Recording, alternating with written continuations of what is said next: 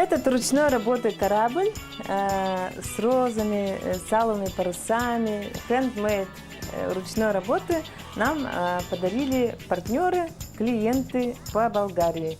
И таких подарков от благодарных клиентов, которые обрели заветные квадратные метры, немало.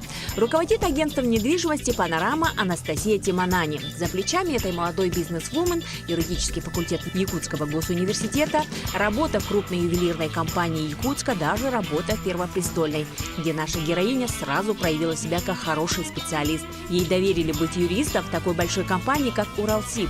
После была должность начальника юридического департамента корпорации «Ташир Групп». Оглядываясь назад, оказывается, есть доля авантюризма, потому что ни денег, ни знакомых в Москве не было.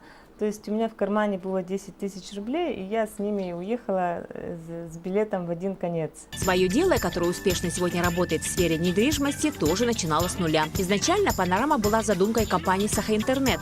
Спустя 2 месяца руководство решило отказаться от этой затеи, подарив возможность Анастасии проявить себя в совершенно чуждом, как ей казалось, сфере недвижимости. Это даже для меня был немножко грустный день, потому что проект закрывали, да, и мне было как-то его жалко, не хотелось особо закрывать. Но тут я решила посмотреть немножко с другого угла и подумала, когда еще мне можно будет попробовать реализовать себя в бизнесе. Как-то вот сразу отпустила, когда я решила попробовать. Потому что назад дорога всегда есть. Можно вернуться юристом и работать в любую компанию. С таким опытом меня бы взяли с руками, ногами в любую другую компанию, да. А попробовать себя в бизнесе, вдруг это единственный шанс.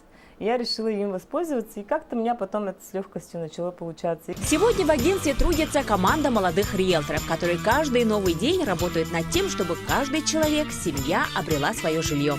Ценовая политика, преимущества того или иного объекта, юридические вопросы. Анастасия должна находиться в курсе всех новостей, чтобы ежечасно, ежедневно информировать своих сотрудников.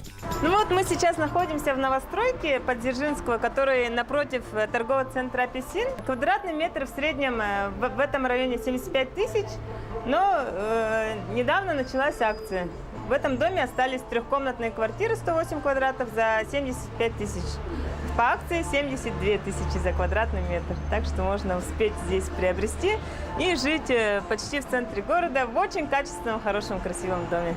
В новостройках, в периферии, там, да, чуть подальше от центра города, начинается от 55 и где-то доходит до 90, если в центре. На вторичном рынке сейчас цены немножко упали, где-то на 15-20%. Примерно квадратный метр 80-100.